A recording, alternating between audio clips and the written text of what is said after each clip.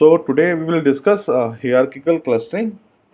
So hierarchical clustering actually basically are of two types. The first technique is called as agglomerative,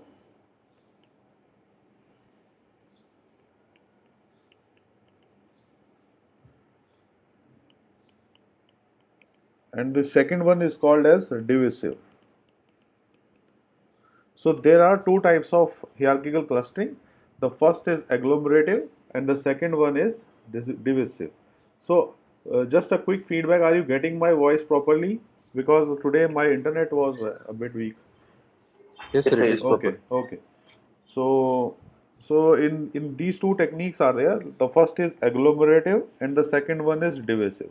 So normally agglomerative is the quite famous one which you find normally in the literature. The divisive one is not used that much. So let's discuss the agglomerative in more details. So for example, let us say if you have, what happens in agglomerative is, let me show you the situation.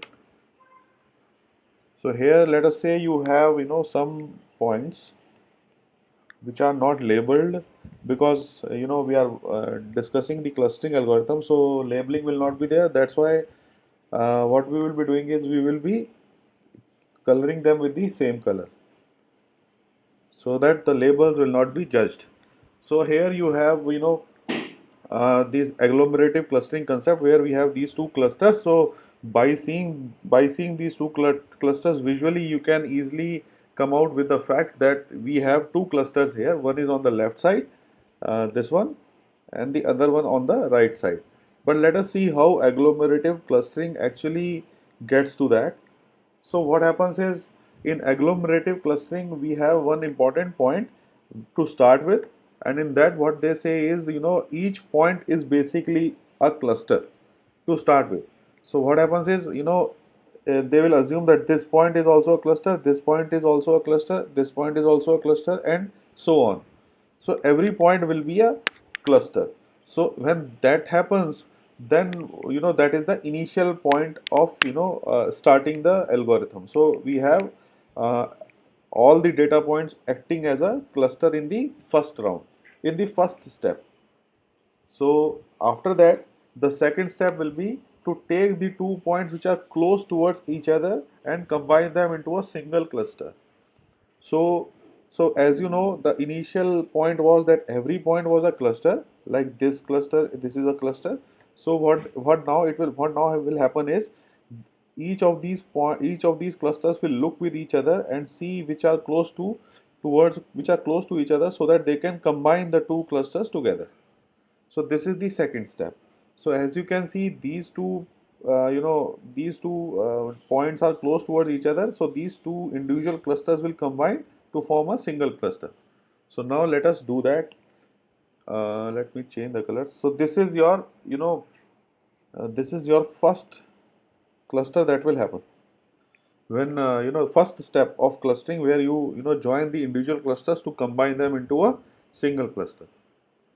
And again you will see that this is the one which actually can combine to form a single cluster, and then you have this one, and then you have this one and this one. So you can see visually that these are the different clusters that you have, which will be formed. So when we started out the algorithm, at that time how many clusters we had?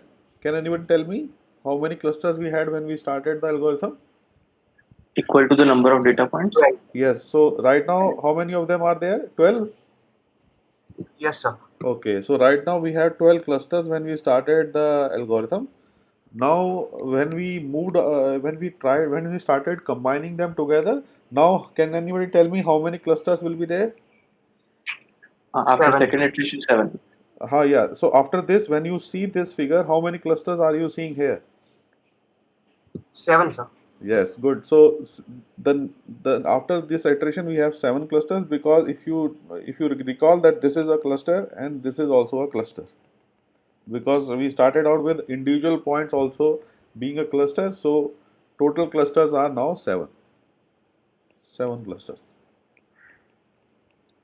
Now In the second round, what happens is, these bigger clusters will try to see what is the, how far they are from the other cluster and try to combine them also. So in that area, in that situation, what will happen is, this will, combined with this one, let us say, and this will combine with, this one, let us say. So now, how many clusters are there? Now we have 1, 2, 3, 4, 5 clusters. 5. After this will be, combined together to form a single cluster, and maybe, this will combine together to form a single cluster. So now it reduced to 3. And after this, again the algorithm will iterate, and it will, find out that this is the cluster which actually is close towards each other. So the total number of clusters that you will have now will be 2. And once this is done, after that, this whole will be treated as a single cluster. So we will have this whole 2 clusters will be formed to form a single cluster. So now 2 clusters will be reduced to a single cluster, which is this one. So as you can see, the agglomerative clustering, what it is doing, it is, initially starting with 12 clusters, and then it progressively, collects the clusters together, and finally it, reaches the single cluster, which is the one cluster. The data points will be all encapsulated into a single cluster, which is given over here. So the important point to note is, first of all, we have to calculate the similarity between the two, and the similarity between the two, like how close they are, actually will be defined by some metric, which we will discuss in detail in the later video or in the later slides. But for now, you can assume that by visually, if you are seeing that these two are close, then let's combine them into a single cluster. So can anyone tell me, like, any advantage of doing this compared to the k-means that we have discussed last time? Because this is a high level, 10,000 feet overview of agglomerative clustering. We will go into the details of it now. But to start with the discussion, we must know some advantage of this. That's why we should do it. So any advantage compared to k-means? So the shape we saw in last class, the concentric two circles shape, right? Uh-huh. So that can be done easily with this agglomeratic clustering. Yeah, that one is okay, because we will discuss that type of shapes also, because some of the shapes will be easily handled using this. You are right, but by seeing this, by looking only onto this discussion which I am doing here, can you tell me any advantage? Sir, Yeah. the different size of clusters can be formed using this Yes, algorithm, yes. while k-means at constant size. Yes, yes, Probably. good, good. Yeah, that is the main advantage of agglomeratic clustering, and the advantage is that we have different clusters that are forming here. So depending upon your situation, you can stop at any point. So like for example, you want, if you want, 5 clusters, you can stop at this point. If you want 3 clusters, you will stop at this point. If you want 7 clusters, you can stop at this point. So basically, it is providing you with a set of cluster values, and depending upon the quality of clustering that you want, you can stop at any specific location. So that is a important advantage of agglomerative clustering. Whereas in k-means it was not like that. In k-means, a cluster was a hyperparameter, and every time you have to run the algorithm. Here you see you have already run the algorithm, and you are getting different varieties of clusters. Whereas in case of k-means clustering, you have to run the algorithm first, and then if you do not like that cluster, you have to again run the algorithm. So that is the disadvantage which agglomerative clustering actually tries to overcome. Whereas the divisive clustering, which we are not discussing here, is again, it's just opposite of what we have discussed in agglomerative. That is, it will follow like this.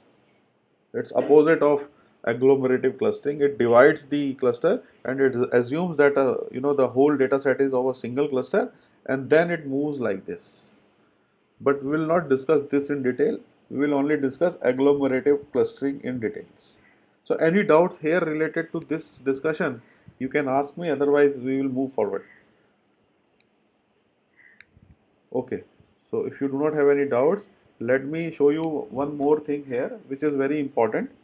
So first of all, let me plot the points. So let us say this is your one point, this is your second point, this is your third point.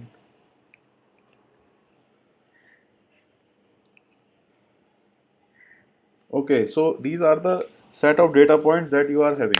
So can you tell me in the first iteration what will happen? Like We'll be having 6 clusters. how many clusters will be there? 6. One, two, three. How? Why six clusters? Because there are 6 data points. No, no, no. I'm saying, yeah, yeah. To start with, it will be six clusters. Yeah. After that, how many clusters will be there? Like in the second step. 4. Yes, it will be four clusters. So let's combine them. This is the first cluster that you will get. This is the second cluster, and these two are the other clusters. So now what will happen in the third step will be that these will be combined together to form a three clusters now, and then in the next iteration what will happen is we will have, let me draw it with the different colors, we will have this as the cluster, and final in the last iteration what will happen, it will be this as the cluster. So this you already know because we have discussed this in last exercise. So you can see that with each change in the colors is basically change in the iteration, like in that iteration you will have that type of clustering happening. So there is another way of representing this phenomena which we are writing here diagrammatically. We are showing it here, but other way of doing it is using something like this. So let me draw it. Just a second.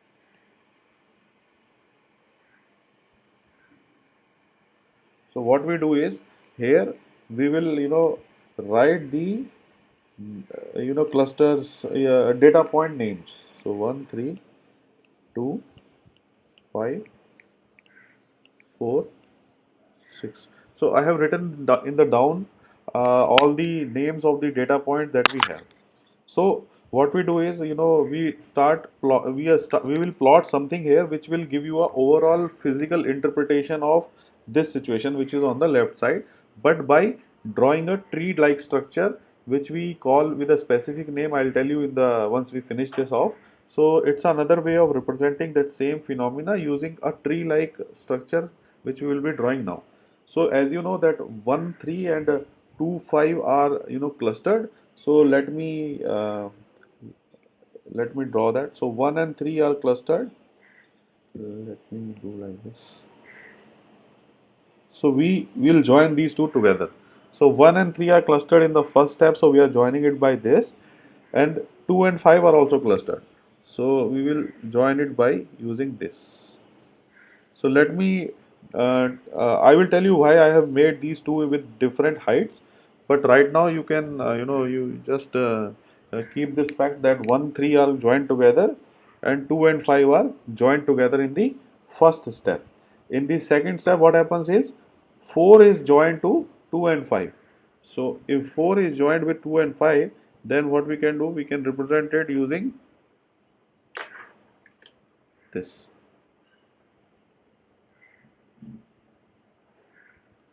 So now you can see we have joined 4 and 2 and 5 together by connecting with this particular line.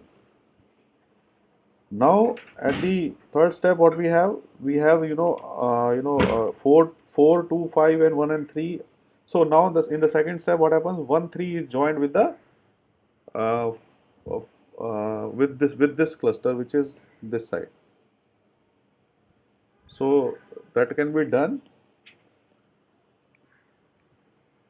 like this.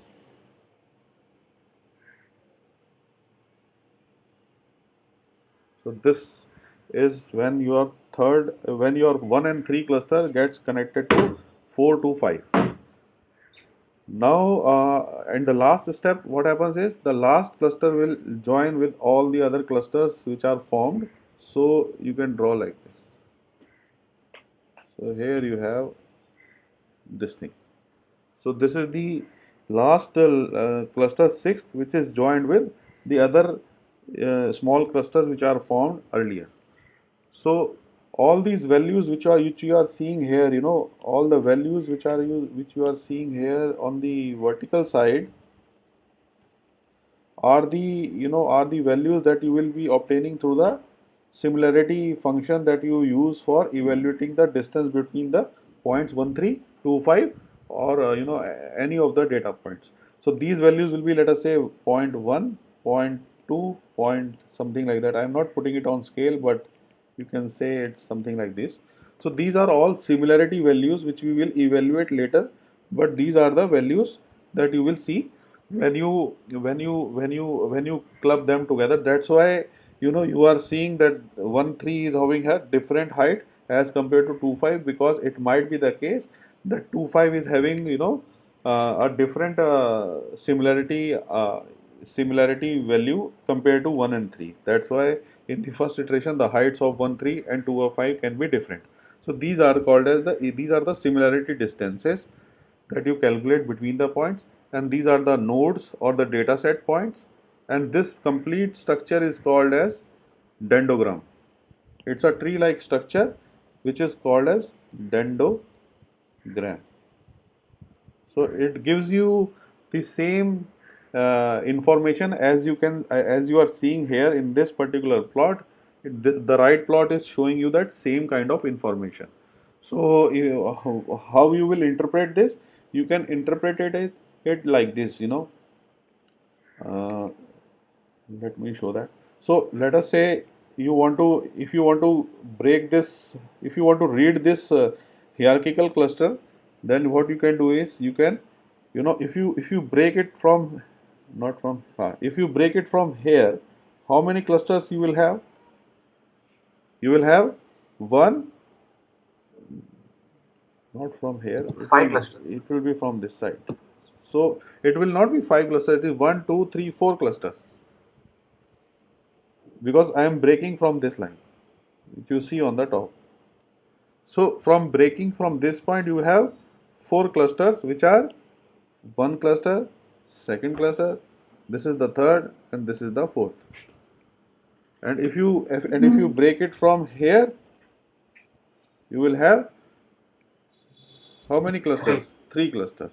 So this is the one, this is the second, and this is the third. And if you break it from here, then you will know how many of them are there. Then there will be 2 clusters only. So like this you can read the dendrogram structure. So that will give you that same information which is on the left side. So normally in books you will find something like this. So any questions here related to this discussion? Okay, so let me connect my laptop to the power supply. It's getting drained.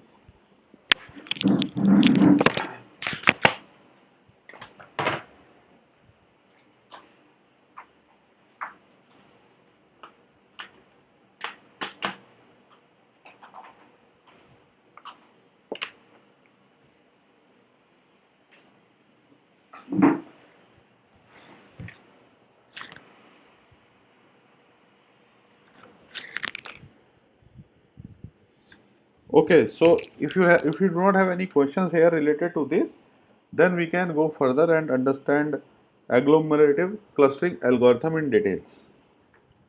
So what is agglomerative clustering algorithm? The agglomerative clustering algorithm will have some steps which we will be uh, performing. So the first step is to compute the distance metric, and this distance metric is nothing but the similarity metric that I was just discussing. So you have to calculate the distance metric first, and then the second step is to treat each of the data points that you have as a cluster. This we have already discussed. So we will treat each of the data point as clusters first, and then we will keep on repeating these two steps. What are the steps? The first step is to merge the two closest clusters together. To merge the two closest clusters together, which we have done it in the first step, if you recall. And the second thing is, which was going in your mind actually, but we have to do it in, in using computer. So how to do that?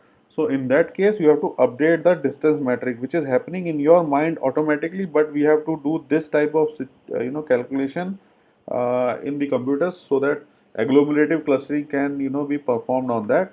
So this is the crucial step, that is to update the distance metric that is there, and you keep on repeating these two steps till the convergence happens, where or not convergence, till only the single cluster remains. You have to do this till that point. So this is the thing. So here once these 4 points are done, then you will have this structure which is on the left side available with you. So let us discuss what is this distance metric and all that stuff in details. So here you see I have a data points which are listed on the left side, and their names are like, let us say P1, P2, P3, like this. So it is like that. So every data point has a value of P1, P2, P3, and they are noted down on the downside also, which you can see here.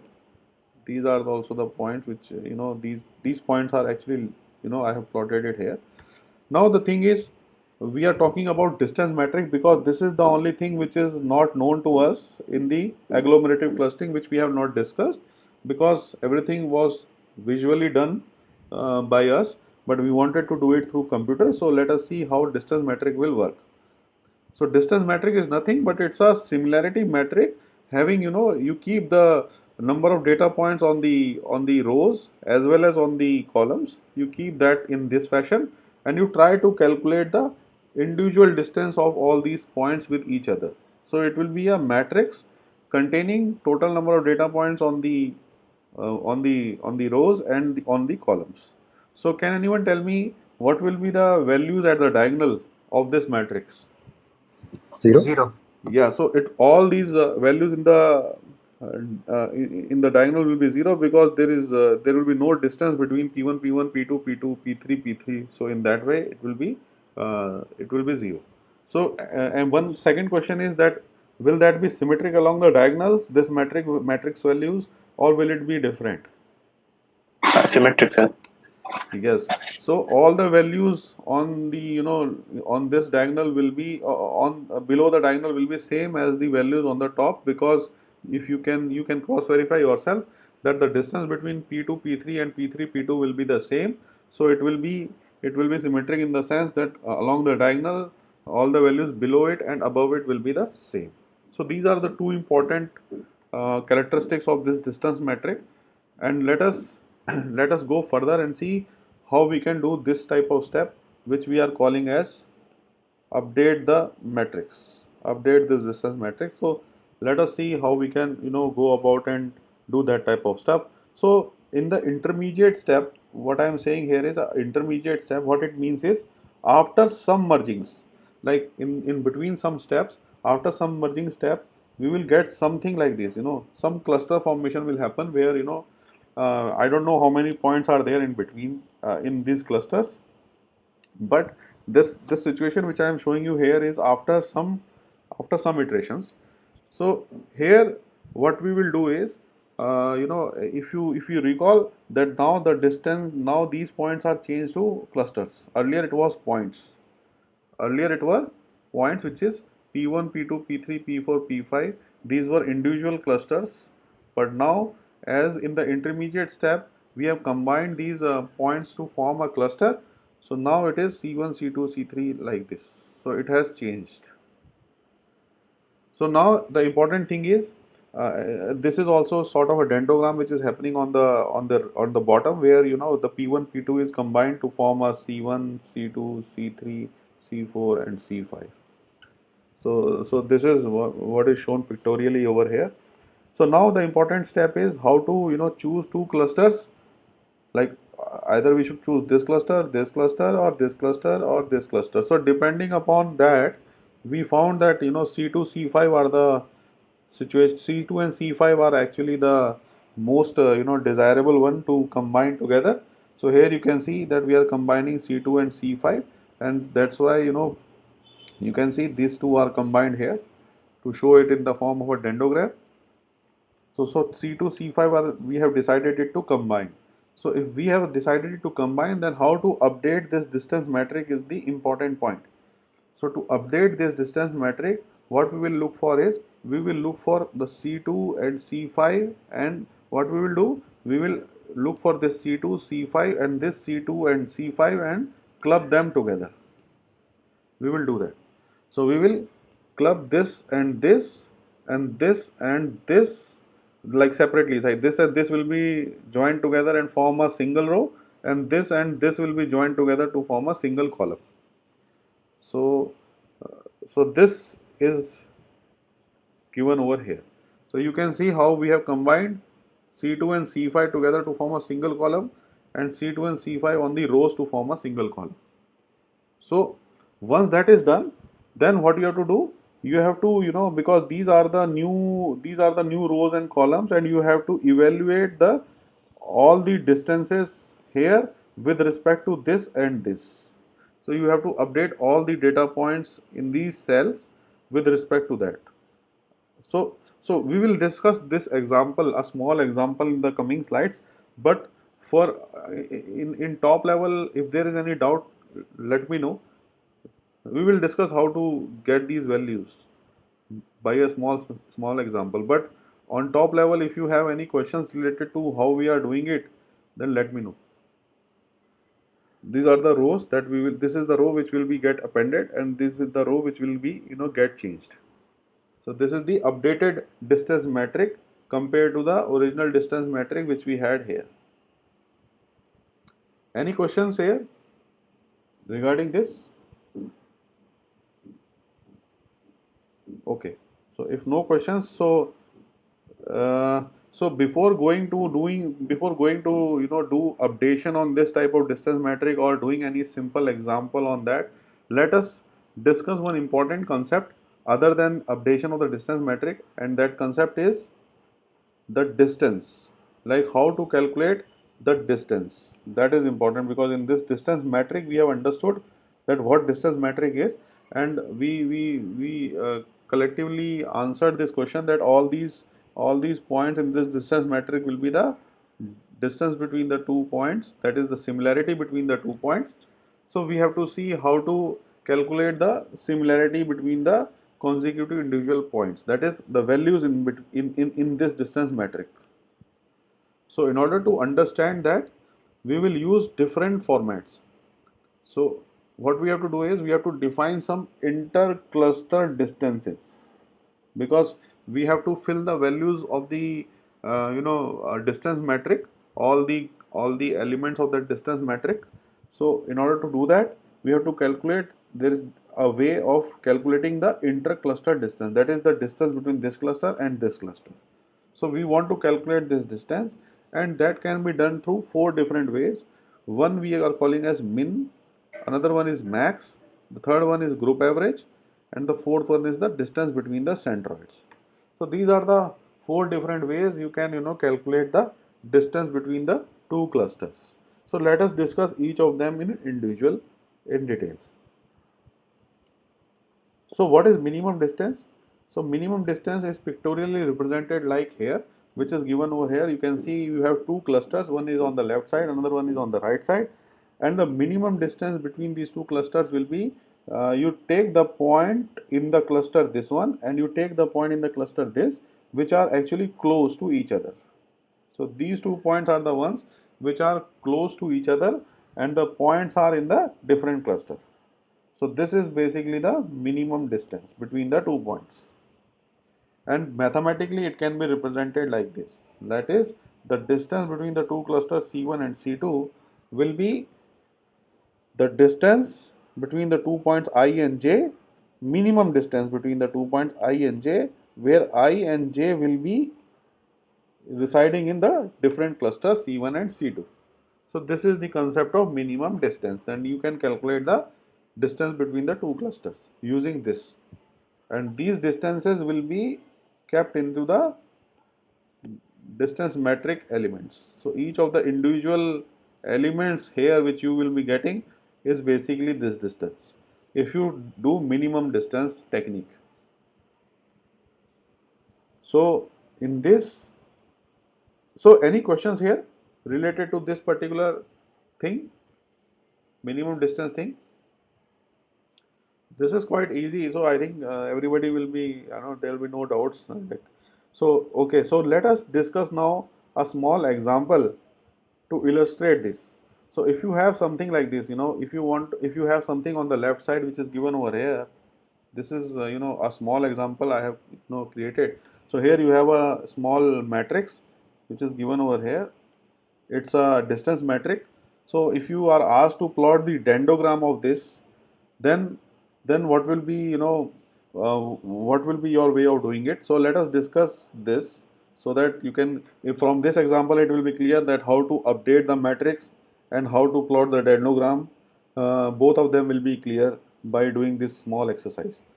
So here you see this is the distance metric where on the left side we have all the data points. So there are total 6 data points. So I'm keeping them over here, and I'm keeping the same data points on the column also. And all the diagonal elements are 0, and all the values which are shown over here are the distances. These are the values that we are putting over here, which are the similarity values. So please note that I have not kept all the values on the top because they are similar to what we have in the below the diagonal. So I have to visually appear it good. So I have not kept the same values on the top. So now the important step with agglomerative clustering is, first of all, the minimum that we apply, the minimum technique we apply on the agglomerative clustering. So the first step is to find the minimum value, because if we are calculating the distance between the two clusters, and we are actually doing a minimum thing over here.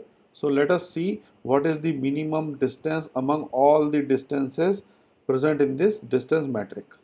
This is the individual component of the distance metric.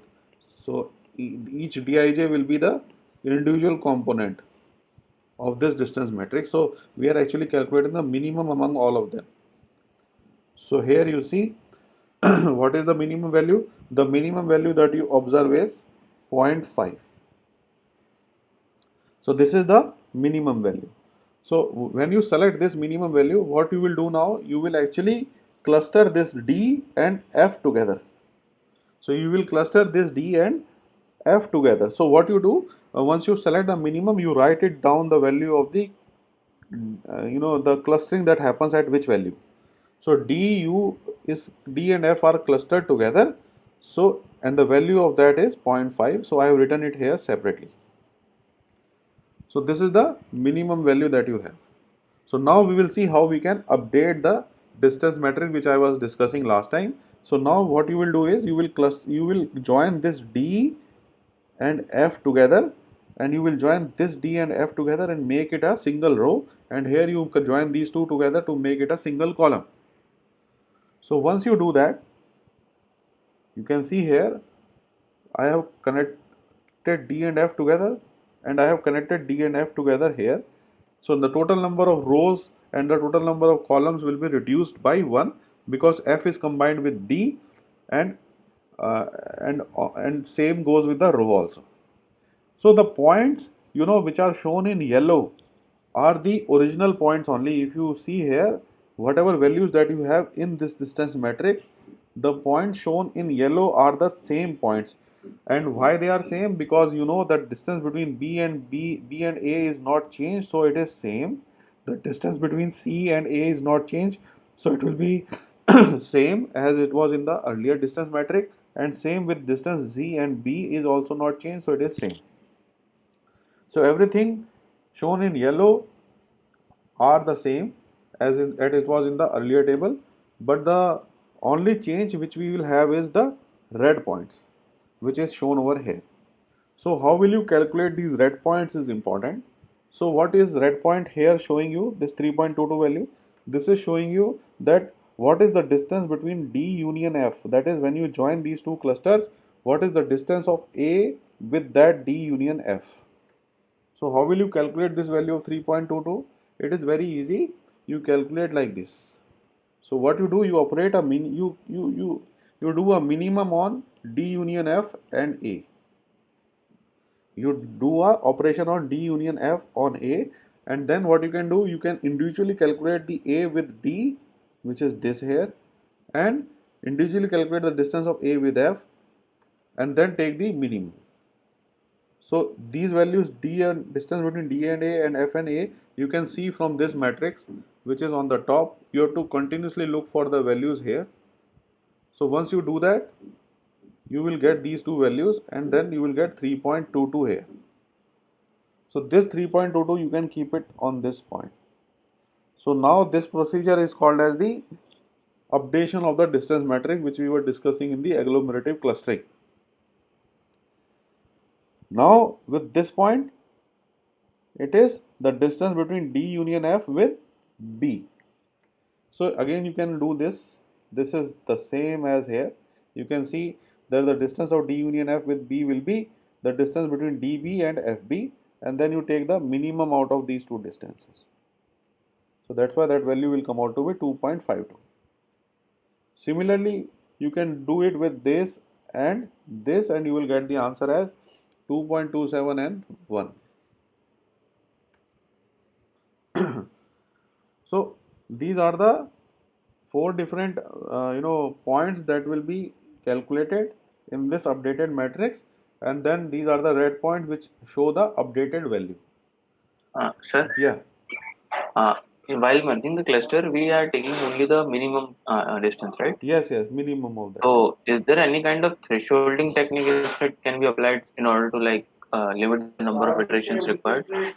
Thresholding. So what you will do in that, Like suppose I have 0.4 distance as well, and 0.45 and 0.6. okay. So I am setting the threshold to 0.6 so that I can have 3 merging instead of 1 in single iteration. So is that possible?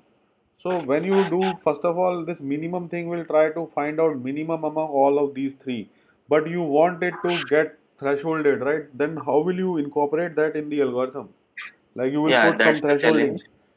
But the thing is, the important point here that I want to discuss is that in case of hierarchical and using this min, you are getting a lot of clusters, you are getting a chain of clusters like from 12 to 5 to 7 to 6 to 4, like that, a complete family of that cluster. But if you do some thresholding, what will happen is, it will, if you can incorporate that, then it will destroy that, tree structure, and you will not be able to, you will skip some of the values within that dendrogram, because you have applied some thresholding over there.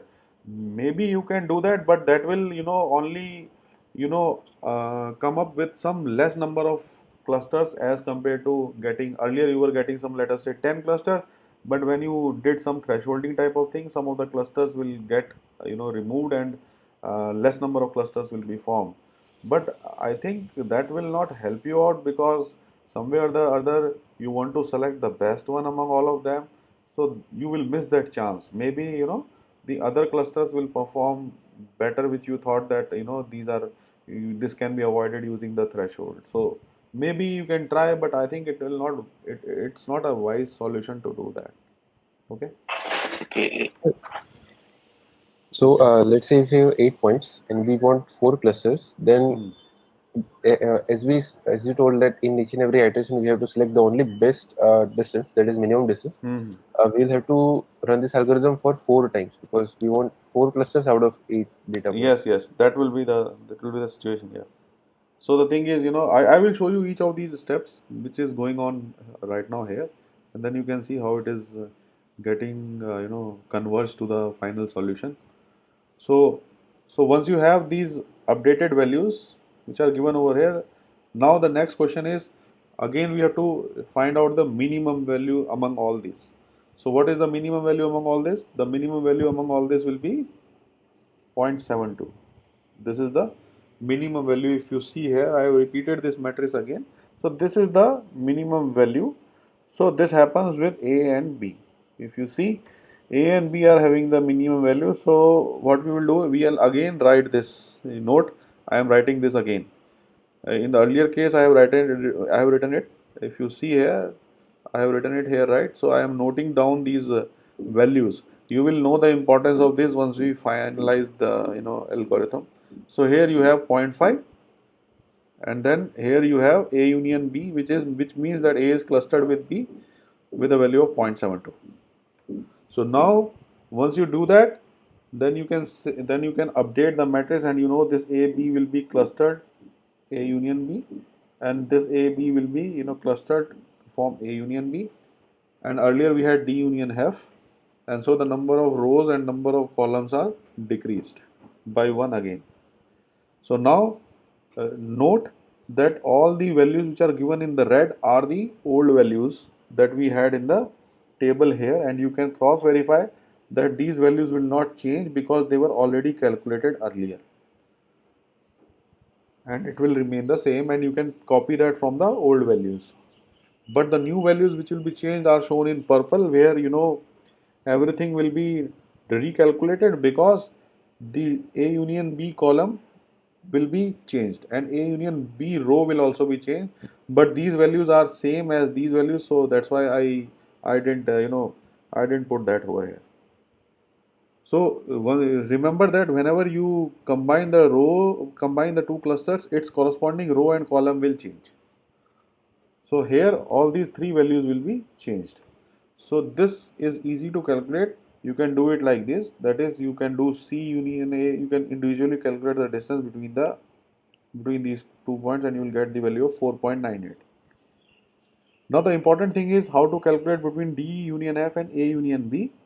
So it is also very easy. You have you take all the combinations, like you will have DA, DB, EA and EB. So you take all the combinations that you can form with these two clusters, and then you read these individual distances from the original matrix that we had here. If you see, this is the original one, so you can read the values from here, because other matrices have updated values, so you want to read the old ones here. So once you read the values, then you will get the value of 2.94, which you can calculate. So this will be kept here, and then you can calculate the distance between E and A union B, and it is also in the similar fashion. You can get the value of 3.57. Again, now you have this matrix. You have to find the minimum of that and then update. So if you see here, I have repeated this matrix again, and now the minimum is 1. So now the important thing is, now you have to combine D union F with E.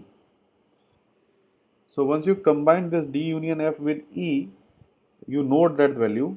You note that value here, because this is, again I am telling, it's important. So you note that value and you will get the value of 1. And again you club this and E together, and you club this and E together to form a single row and column, and again the column and the matrix will reduce by 1 unit. So now you can see the values that I have calculated here. The only value which will change is this. The others will remain same. These two will remain same. You can cross verify, but the only thing that will change, no, these two will change. This one and this one will change. The old one will be this one.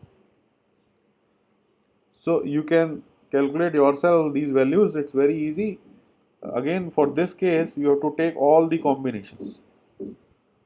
So these are the combinations which will be formed, and the value that you will get with operating the minimum on this is 2.52. And same with the second one, which is this one. So you have this thing again. So now after this, you again check for the minimum and do that steps again, and then you see that 1.43 is the minimum, and then you write it down, this one. So what it says is that these two clusters once formed is again clubbed with C, and the value is 1.43. So now once you have this, you repeat this step again, and once you repeat this step again, then you follow this step, then you will get the value of 2.52, and your thing is here. So this is the only value which is left, and the value is 2.52. You can calculate yourself this one.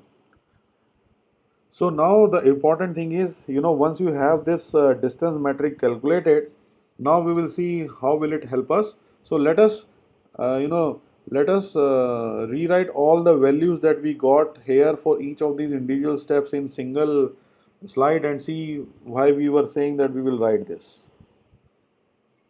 So once I wrote all these values, you can see here, I have written all of them here. So in the first case, the value was 0.5. In the second case, it was 0.72. In the third case, this was happening and its value was 1. Then in the fourth step, you had this, which is 1.43. Then you had this one. In the fifth step, then the value was 2.52. And all these individual steps, I am, writing it in different color, like 1, 2, 3, 4, and 5.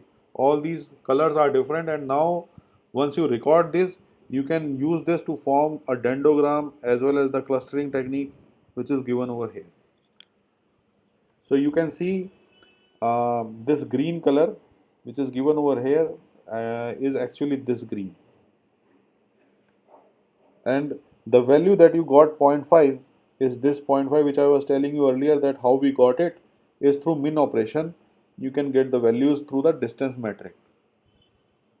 So this value is 0.5 for this green one. Now for this one 2, it's shown over here, you can see with this color, and the value is 0.72. This is 0.72. Similarly for this, it is this. For this, it is this, and for this green color, it is this. So you can see why we are writing this values, because these values will plot the vertical values of the dendrogram which you have here, which you plotted here. So these are the vertical values of that, and on the left side you can see the corresponding coloring and shading for the clustering that is happening in the real actual data set. So you can see here that initially we combined D and F together. So this is the first step shown in green. Then A and B are combined together in the second step. So this is the one which is shown in this color. Then you are combining D, F and E with the purple color which is shown over here. And then you have this, and then you have this. So this is the complete algorithm when you apply min to the agglomerative clustering technique, and min is actually used for calculating the vertical values of the dendrogram, and these are the nodes or the data points of the dendrogram. So any questions here related to this thing? Okay, so if there are no questions, then let us discuss the strengths of this minimum, like what are the strengths of applying this minimum thing on the clustering technique. The strengths are that, as somebody was discussing earlier, it can handle the non-elliptical shapes. Like for example, you have these shapes which are given over here. On the left you have one cluster, and the second you have another cluster. Then min operation, when you apply on these two different clusters, you will get the result as this. So it can handle the shapes like these elliptical shapes. This will be returned when you apply minimum on this. And similarly, it can also solve this type of problem, the non-convex problem of k-means which we were discussing. But the only difference is that this distance should be at least, distance should not be too small. It has to be some distance in between them. But it can solve this non-convex problem structures also when you use min clustering here. So what results you will get in case of min clustering will be proper, but in case of k-means, if you recall, you were getting some clusters like this. But now in case of min using hierarchical clustering, you can solve these type of clustering problems also. The limitation of min clustering is it is actually sensitive to noise and outliers. So on the left side you are seeing some cluster. So this is actually the main cluster that you can observe, but there are some noise components here in between. There are some noise components in between.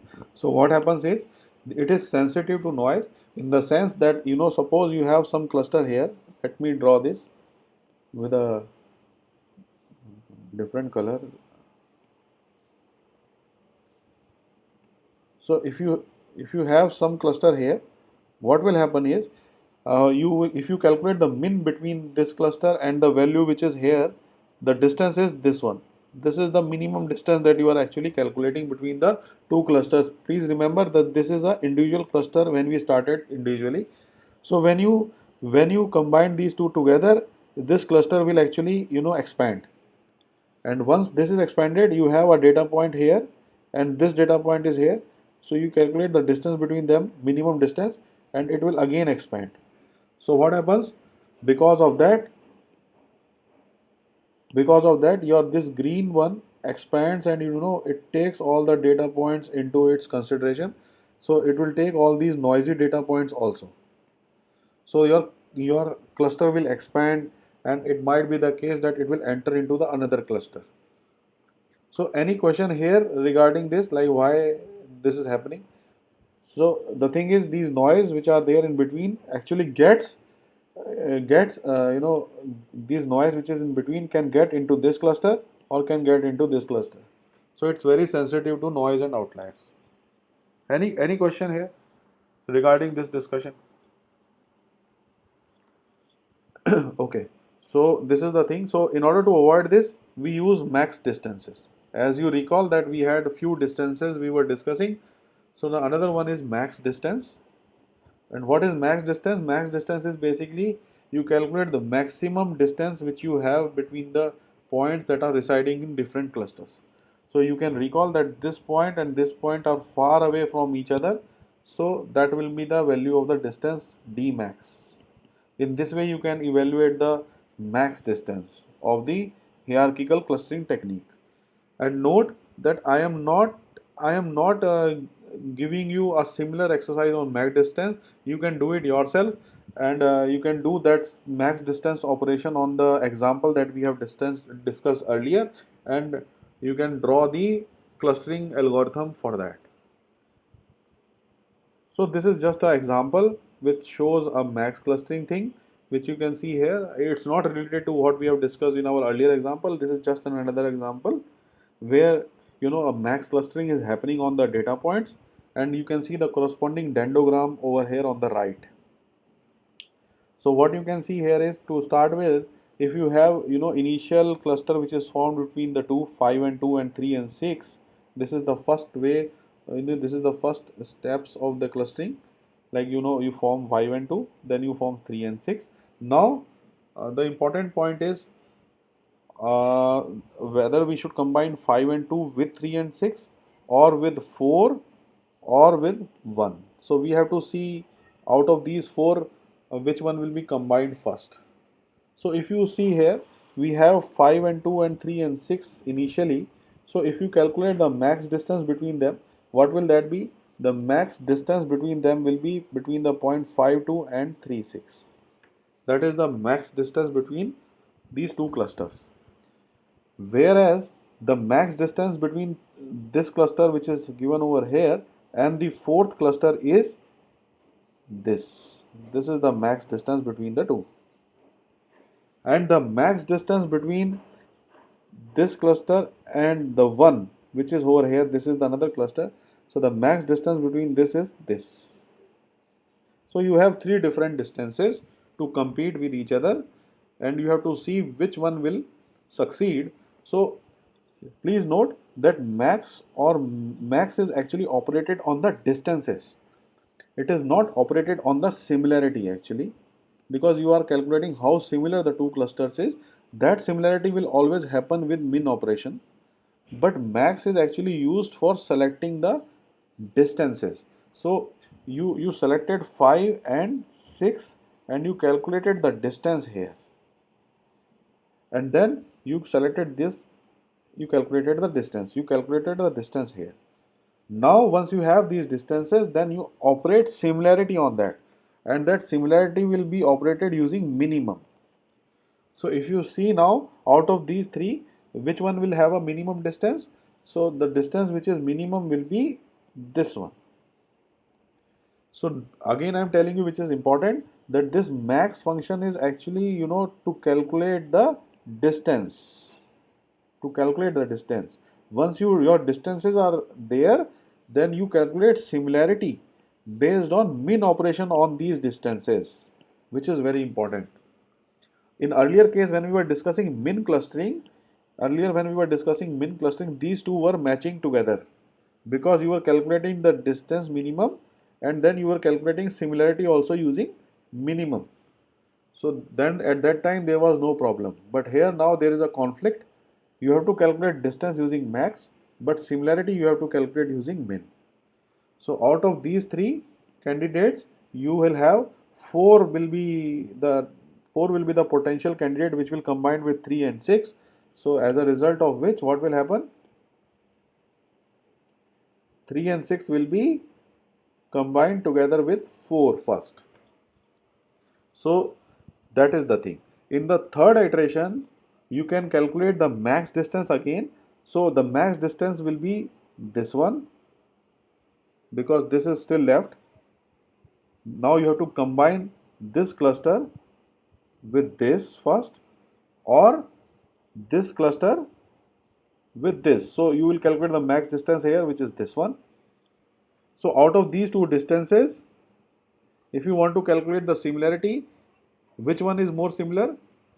This one, because the distance between this point and this point is less. So that's why what will happen? The 5 and 2 will be combined together with the first cluster and not with this cluster which is given over here.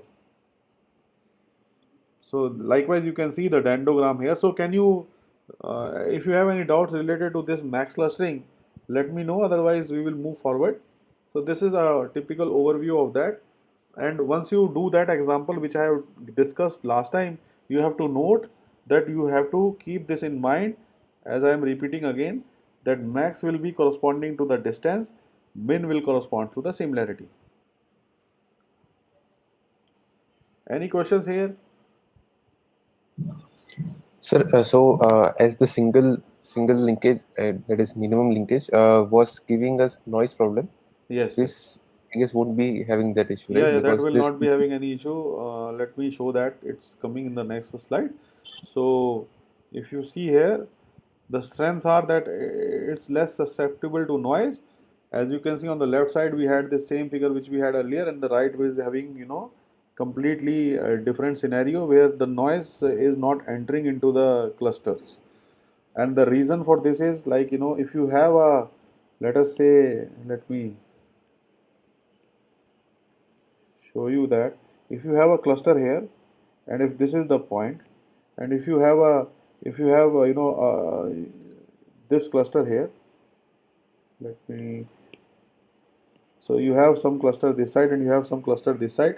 So for this particular point, what you do is you are trying to actually basically what you are trying to do is you are trying to calculate the max distance. So max distance between this point and the in this cluster will be this is the max distance here, and in this case with the right cluster the max distance will be this.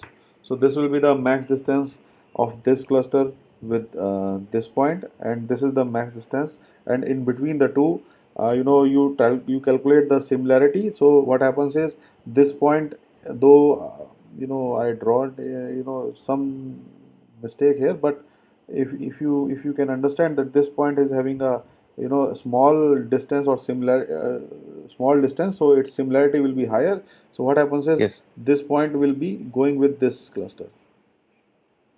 So in that way, if you have some point here, then it will get into this cluster. So this is actually less susceptible to noise, the max operation. But another problem that we have in this is that if you have two different clusters, like you have a small cluster here and a bigger cluster here, it tends to break that cluster into two parts. As you similar can, to K-means, right? sorry. Similar to what we saw in K-means. K-means also tries to do similar thing. Sort of, but it is not exactly that same, but yeah, it can be said in that way. But the thing is, in that here you see the shapes are different here. In that shapes were Okay. actually a bit of Gaussian. So that is the thing. So here, this is the thing.